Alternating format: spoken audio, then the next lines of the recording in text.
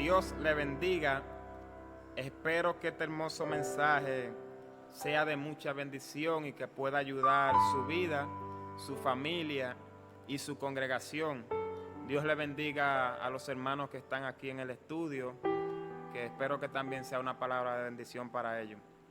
Yo estaré hablando acerca de lo que es el orden de Dios, ya que generalmente se dice, y es cierto, de que Dios es un Dios de orden, pero muchas veces usamos un texto bíblico quizá para aplicarlo fuera de contexto o para no aplicarlo donde debería aplicarse de manera prioritaria.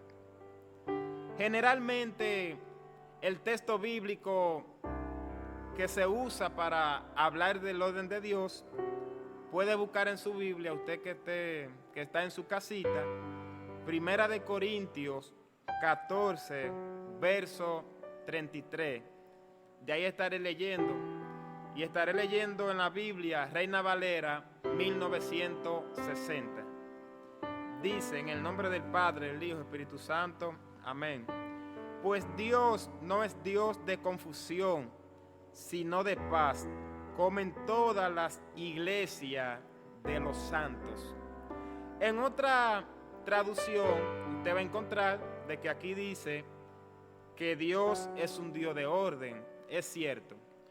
El punto es, cabe resaltar, es que muchas veces, como decía en el comienzo, en muchas ocasiones se aplica el orden de Dios, quizá en algunos temas que no son muy relevantes delante de Dios. Yo quiero hablar del orden de Dios prioritariamente conforme a la palabra. El primer orden que yo quiero enfatizar es el orden del pueblo de Dios, el orden del cuerpo de Cristo, que es la iglesia. Se supone que Dios, Jesús, ha dejado un patrón de trabajo para la iglesia. Se supone que Jesús ha dejado un orden de cómo la iglesia de Jesús debe de trabajar. Conforme a la palabra, yo quiero estar mostrando cada uno de esos pasos. Y les repito, usted que está en su casa, puede tomar nota y leer detenidamente luego de escuchar este mensaje. En la primera parte, yo quiero hablarle acerca de lo que es la estructura del cuerpo de Cristo. Como le decía, estructura del cuerpo de Cristo. Según Efesios 4:11, ahí nos habla de lo que es la estructura, cómo debe trabajar lo que es la iglesia de Jesús, de qué manera, cómo está estructurada, cómo está la organización de parte de Jesús. Puede leer conmigo Efesios 4:11. Y dice, y él mismo constituyó a unos apóstoles, a otros profetas, a otros evangelistas, a otros pastores y maestros. Es un punto que realmente me impactó mucho cuando el Señor me lo estuvo dando. Y es que realmente se debe entender que en cuanto al trabajo del cuerpo de Cristo, es un trabajo que no es monofacético, es polifacético. Hay varias funciones las cuales conforman el trabajo de la iglesia de Jesucristo conforme a la palabra. Y esas funciones son estos ministerios, los cuales yo le estaré dando. El primer ministerio que narra aquí la Biblia es el apostolado. En muchos ministros, quizá de renombre, y muchas congregaciones, quizá descartan lo que es el llamado apostolado. Quizá lo descartan porque a veces nos queremos hacer una imagen errónea de lo que es un ministerio. Si una persona se llama pastor, lo vemos todo normal. Pero si una persona quizá dice soy apóstol, o la gente le dicen que es apóstol. Oye, pero ahora hay gente que tú lo oyes nombrándose como apóstoles. Tú oyes gente nombrándolo por nombre, sobrenombre. Pero si quizá ese evangelista o es el ángel de la iglesia, quizás suena de manera normal. Pero en la misma parte donde habla de que hay un ángel de la iglesia, que es el pastor, ahí mismo habla de que también Jesús constituyó apóstoles. Un apóstol es un enviado o una persona que promueve una doctrina. En el libro de los Hechos podemos ver que la función prioritaria de los apóstoles fue levantar iglesia. Muchas personas dicen que un apóstol para ser apóstol, debió caminar con Jesús.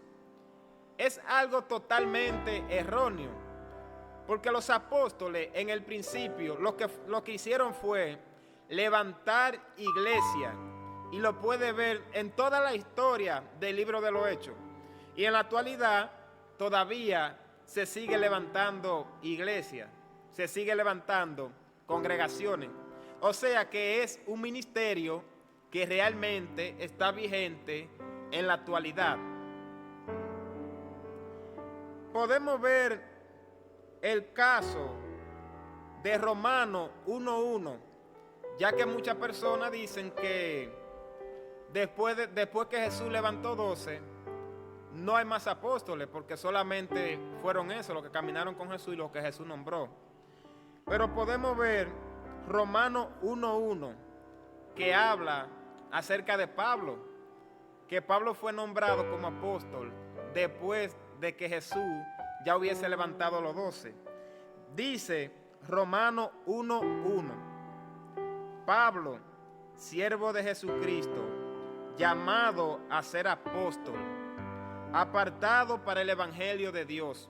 Escuche bien, está hablando después de Jesús haber levantado los 12 apóstoles. Y Romanos 1:5 habla o narra: y por quién recibimos la gracia, hablando de Pablo todavía, y por quién recibimos la gracia y el apostolado. Oiga, recibimos el apostolado para la obediencia a la fe en todas las naciones y por amor de su nombre. Ahí está hablando acerca del levantamiento de Pablo. Lo que yo quiero enfatizar en este momento es que todos los ministerios dentro de lo que es la obra del Señor juegan un rol importante. Por eso es que quizás se puede ver que hay muchas congregaciones, muchos templos que quizás carecen de dirección, porque una persona quizás se aprende un texto bíblico, ya le llamamos evangelista. Quizás una persona de una profecía, quizás le llamamos que ya es profeta. Podemos ver el desorden que hay en la actualidad. Gente que quizás tienen un llamado como evangelista, lo vemos dando estudios. O personas que quizás son maestros llamados de parte de Dios, lo vemos nombrado como evangelista, porque realmente no nos hemos enfatizado en el orden de Dios en cuanto a su iglesia. Ya yo hablé de lo que son los apóstoles, di una breve pincelada. Yo quiero ahora hablar del ministerio profético, que es el ministerio que más revuelto ha causado en los templos del Señor, ya que en muchas congregaciones quizá Dios ha levantado a alguien y Dios tiene que enviarlo a otro lugar porque quizá no es aceptado. Muchas personas dudan de lo que es este ministerio, pero yo quiero decirle algo y quiero que usted se lo grabe. Estuvimos enfatizando la cita bíblica de Efesios 4:11, donde habla de cada uno de los ministerios. Si se descarta uno de esos ministerios, ya sea el profeta, ya sea el apóstol, automáticamente deben de descartarse todo deben de descartarse. Entonces debiéramos caminar como caminan los testigos de Jehová, como le llaman, como ovejas sin pastor. Porque cada uno de estos ministerios está hablando en la misma parte. Todos juegan una función muy importante dentro del pueblo de Dios y ninguno son de desecharse. Algunos tienen cierta teoría acerca del ministerio profético, porque dicen que este ministerio fue solo hasta Juan. Algunos tienen ese texto bíblico que está citado en Mateo 11:13. Pueden darle lectura conmigo los que estén en su casita o lo anotan para cuando ustedes vean el mensaje. Leemos: porque todos los profetas y la ley profetizaron hasta Juan. Muchos se agarran de ese texto bíblico para decir que en la actualidad no hay profeta. Pero cabe resaltar que hay personas que no aceptan el ministerio profético, pero creen que hay evangelistas, creen que está el ángel de la iglesia, para no resaltar mucho ese ministerio, porque sabemos que quizá este mensaje lo va a ver diferente público en lo que es la internet, y es bueno que el pueblo de Dios sea el que pueda absorber la mayor parte. Pues bien, como le estoy narrando, como le estoy predicando, como le estoy enseñando, si se acepta un ministerio de eso, deben aceptarse todo y todo trabajar en mutuo conjunto. Quiero llevarlo a Lucas 16:16. La ley y los profetas eran hasta Juan. Desde entonces el reino de Dios es anunciado y todos se esfuerzan por entrar en él. ¿Usted sabe realmente a qué que se está refiriendo cuando dice que los profetas eran hasta Juan? Realmente se está refiriendo a los profetas que venían anunciando la llegada de Jesús a la tierra. Se está refiriendo a eso. Y puede irse al libro de Hechos, capítulo 3, verso 18, que se lo voy a mostrar. Leemos en el nombre de Jesús. Pero Dios ha cumplido así lo que había antes anunciado por boca de todos sus profetas, que su Cristo había de padecer. Oiga bien a lo que se está refiriendo cuando habla en Mateo 11:13, que los profetas eran hasta Juan. Oiga, ¿a qué que se está refiriendo? Es a los profetas que estaban en la ley, que vivían anunciando la llegada de Cristo a la tierra y que Cristo iba a padecer. Yo puedo mostrarle por la palabra que aún en este tiempo hay profetas de parte de Dios. Puedo mostrárselo. Judas y Silas son dos profetas que están comisionados en el Nuevo Testamento.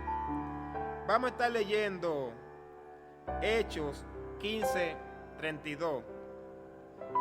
Y dice: y Judas y Silas, como ellos también eran profetas, escuche bien, como ellos también eran profetas, consolaron y confirmaron a los hermanos con abundancia de palabras.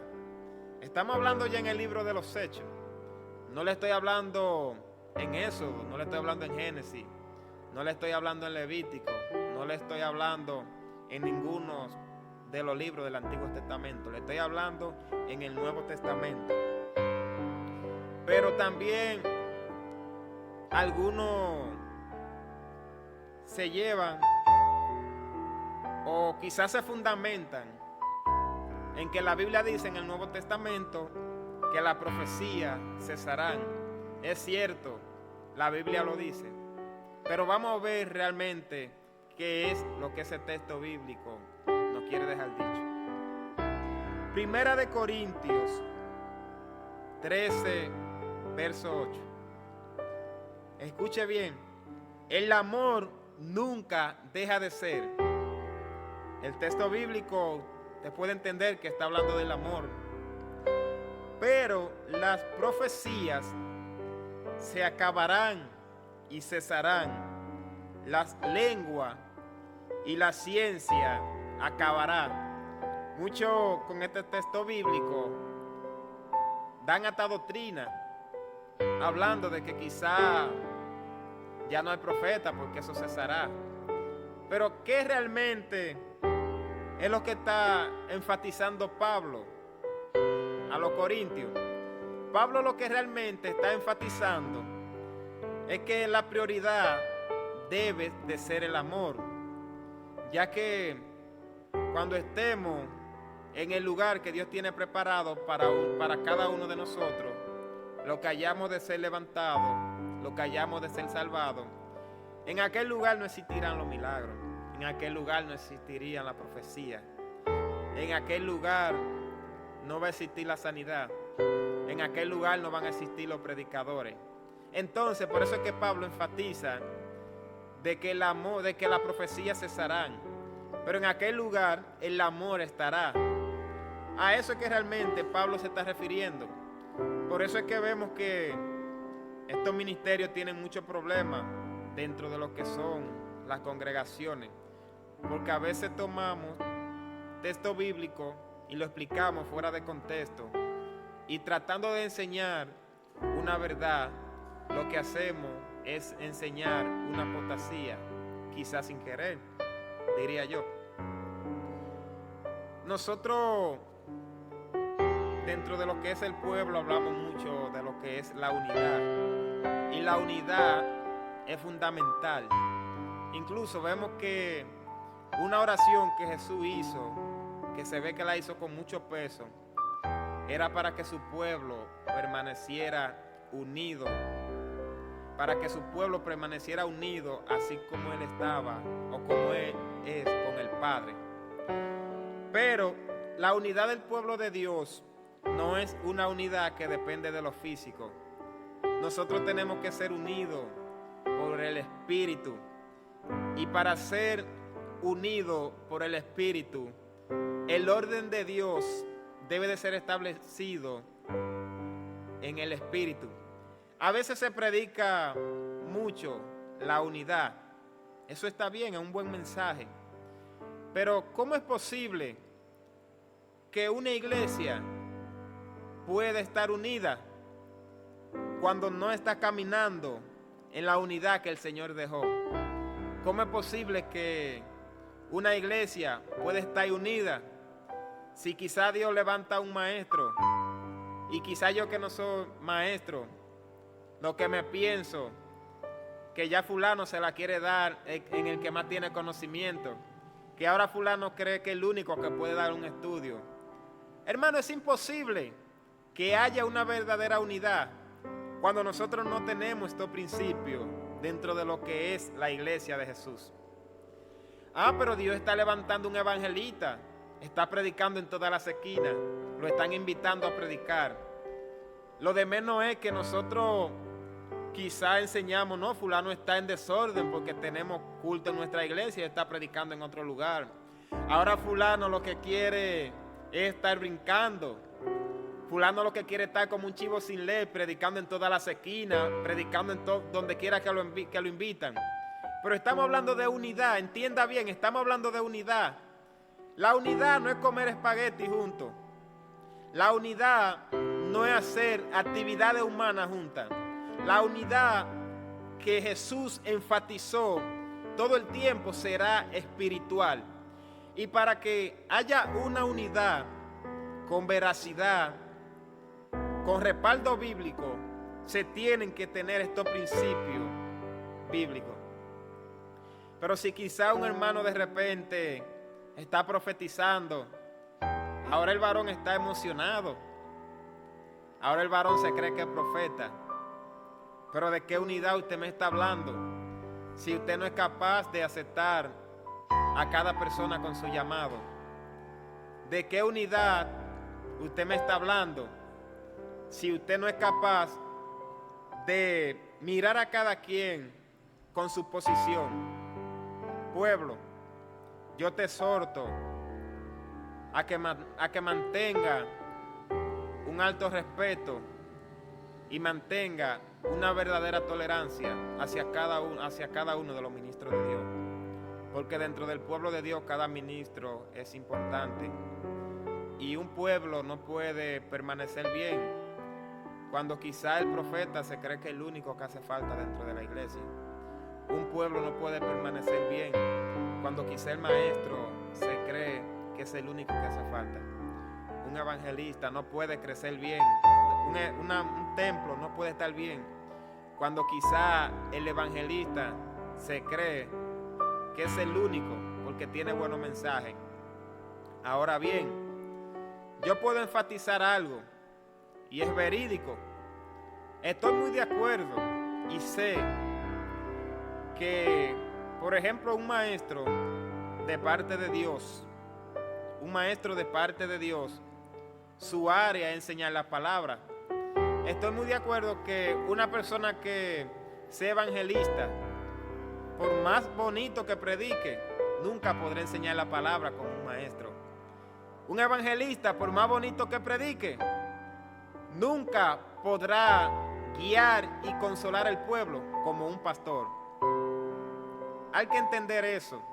Y esa es la verdadera unidad que Dios está demandando. No es la unidad de vamos a compartir. Eso es bueno, no es que lo descarto. Pero recuérdese, la verdadera unidad es espiritual. Y este es el orden que Dios ha establecido para el trabajo de su iglesia. Otra parte muy fundamental en lo que es el orden de Dios es el matrimonio. El matrimonio quedó totalmente ordenado por lo que es la palabra de Dios. El matrimonio no necesita, en un sentido, tanto consejo humano, porque el matrimonio quedó perfectamente ordenado conforme a la palabra. Vamos a estar mostrando alguna cita bíblica de lo que es el orden de Dios conforme al matrimonio o dentro del matrimonio. Nosotros podemos ver la primera ordenanza del matrimonio que se da en el libro de Génesis, capítulo 2, verso 18. Leemos: y dijo Jehová Dios, no es bueno que el hombre esté solo, le haré ayuda idónea. Ahí vemos la primera ordenanza de parte de Dios. No es bueno que el hombre esté solo, le haré ayuda idónea. La primera intención de Dios dentro de lo que es el matrimonio, cuando la mujer es creada, es que sea una ayuda idónea para su esposo. A veces vemos muchos mensajes que suenan muy bonitos, suenan muy coherentes, pero carecen de fundamento bíblico o de veracidad de lo que es la palabra de Dios. A veces quizá se enseña, por ejemplo, cuando un hombre antes de casarse quizá predicaba la palabra, quizá tenía buena comunión con Dios, evangelizaba, hacía todo eso. A veces se predica estos mensajes del matrimonio. Hermano, si ya usted se casó, si usted oraba 3 horas antes, sepa que usted tiene compromiso, ore una. No, la Biblia me está enseñando que la mujer es una ayuda idónea. La Biblia me enseña que si yo oraba 3 horas y tengo una ayuda idónea, probablemente tengo que orar 5 porque es una ayuda idónea que tengo.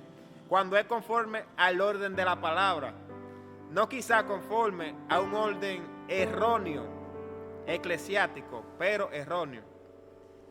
Vamos a ver la otra ordenanza luego de haber pecado Adán y Eva. Vamos a ver qué Dios dice en Génesis 3:16. A la mujer le dijo: multiplicaré en gran manera los dolores en tu preñeces. Con dolor darás a luz los hijos, y tu deseo será para tu marido, y él se enseñoreará de ti. Escuche bien, eso no salió de la boca de quien le está predicando.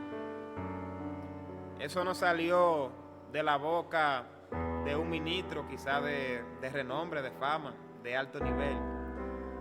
Eso está en la misma palabra de Dios y salió de la boca del mismo Dios.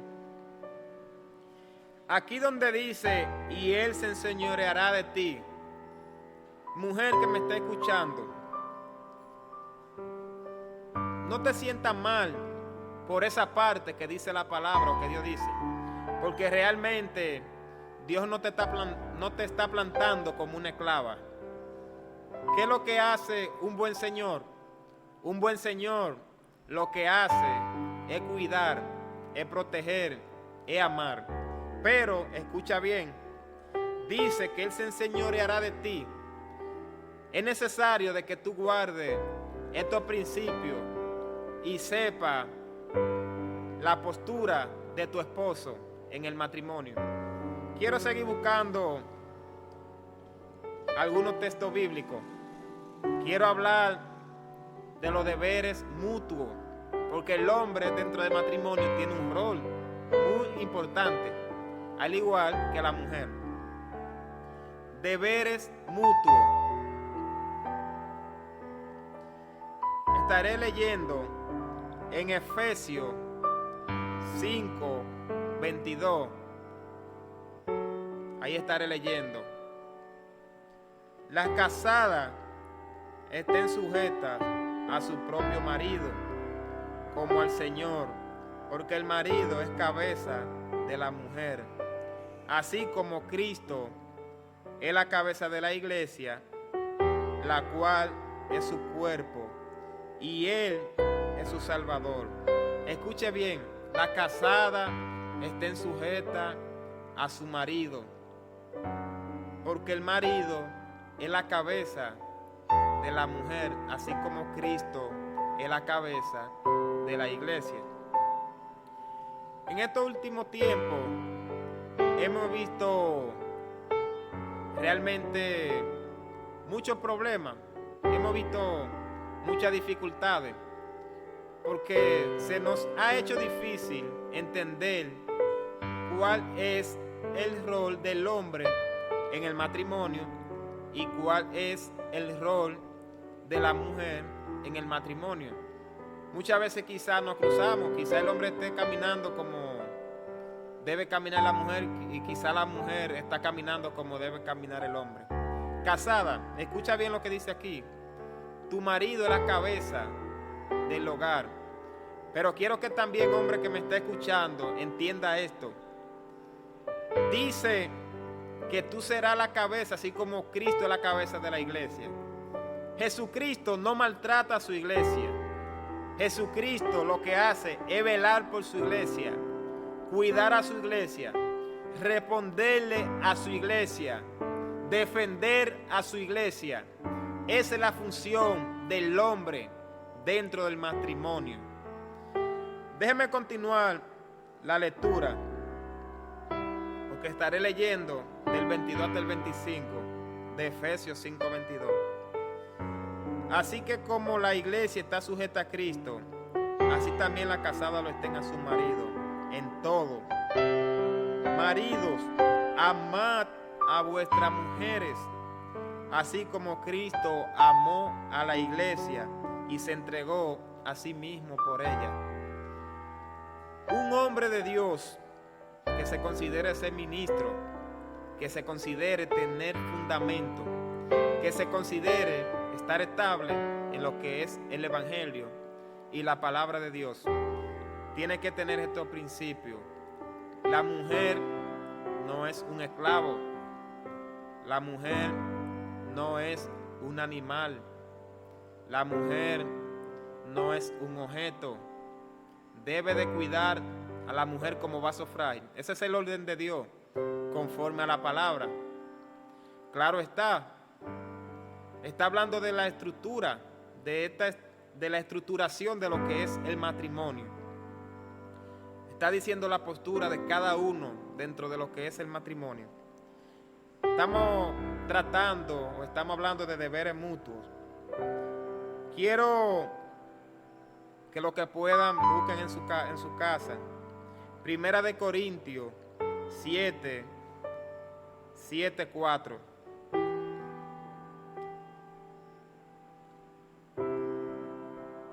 Primera de Corintios 7:4. La mujer no tiene potestad sobre su propio cuerpo, sino que el marido. Escucha bien, hombre, ahora. Ni tampoco tiene el marido potestad sobre su propio cuerpo, sino la mujer. Bueno, como hablamos muchos y enseñamos mucho lo que es el orden de Dios, ahí estamos pudiendo observar el orden de Dios dentro del matrimonio. Hay hombres que quizás se creen los machos, que su mujer no puede decirle: no me gusta verte esa camisa, no me gusta que te recorte de esa manera. Tú eres el hombre, pero para eso tú no eres el hombre. De que tu cuerpo le pertenece a tu mujer. Tu vida física le pertenece a tu esposa. Claro está, la mujer no te puede sacar de lo que es la palabra. Todo lo que tu esposa te exija, siempre y cuando sea respaldado por lo que es la palabra de Dios, se puede complacer. Bíblicamente se puede complacer. Así, esposa, recuerda que tú debes vivir para tu marido. Tú debes de vivir para tu esposo. Tu deseo debe de ser para él. Cuando tu marido te exija que quiere verte de tal forma, siempre y cuando sea del agrado de Dios, sé sabia, porque la mujer sabia edifica su casa. No habla del hombre, habla de la mujer, porque quien edifica la casa es la mujer. El hombre desde el principio se ha podido observar desde el Génesis que lo que ha sido mayormente destinado para labrar la tierra, ha sido destinado para buscarle el pan a su familia, para velar por el sustento de sus hijos. Pero la mujer edifica la casa cuando es sabia. Y estamos en un tiempo que muchas veces pensamos que quizá la mujer piensa que como mujer tiene el derecho de decirle animal a su esposo, decirle salvaje, y luego subirse a adorar a Dios, luego estar predicando la palabra del Señor. Realmente eso no compete, porque la Biblia le dice al hombre que debe tratar a la mujer como vaso frágil, pero un vaso frágil no pesa, un vaso frágil no lastima, un vaso frágil es bueno de tener. Mujer, tus actitudes es la que te determinan si tú eres frágil delante de Dios. Son tus actitudes, porque físicamente tu modelo fue de fragilidad, fue creado un modelo frágil, pero Dios mira más tus cualidades interior que la exterior. Lo que está en tu interior es lo que te determina si tú eres un vaso frágil, sí o no. Porque cuando tú no respetas a tu esposo como un hombre de Dios o como la cabeza del hogar, automáticamente tú estás perdiendo lo que es la fragilidad. Tú estás perdiendo el diseño de Dios, ya que tú fuiste creada para ser sabia, para edificar tu hogar, para ser ayuda idónea. Sabía que una mujer como puede ser ayuda idónea, puede ser un peso. Quizás suena difícil lo que estoy diciendo, pero en la Biblia se pueden ver algunos fracasos por lo que es la mujer, como también se pueden ver algunas bendiciones con la mujer, como el caso del comportamiento de Sara, el comportamiento de María, la madre de Jesús. Claro está, María no estaba casada cuando el Espíritu Santo hizo que ella concibiera a Jesús. No estaba casada, pero tenía el diseño y la fragilidad con la cual Dios la creó. María estaba totalmente, en cuanto a la característica, como un vaso frágil. Eso eres tú, mujer, un vaso frágil. Respeta a tu esposo. Marido, no seas áspero con tu mujer. Recuerda que ese es el orden de Dios. El orden de Dios en el cual nosotros no nos debemos quizá enfocar, como alguna gente dice, es que si se establece el culto hasta las 9 de la noche y duró hasta las 9:30, Dios es un Dios de orden, hermano. De una vez comenzamos a predicar. Recuerde, el orden de Dios fundamental y prioritario conforme a la palabra debe de reflejarse en la iglesia de Jesucristo y debe de reflejarse dentro del matrimonio. Dios te bendiga, amigo que ha escuchado esta palabra. Espero que sea de mucha bendición para tu iglesia, para tu hogar, para tu familia, para tus vecinos. Y si es posible, esa cita bíblica la cual estoy narrando, tú la puedes compartir con tu familia. Puedes enseñarla, porque sé que es de gran bendición. El Señor esté bendiciendo su vida. Shalom.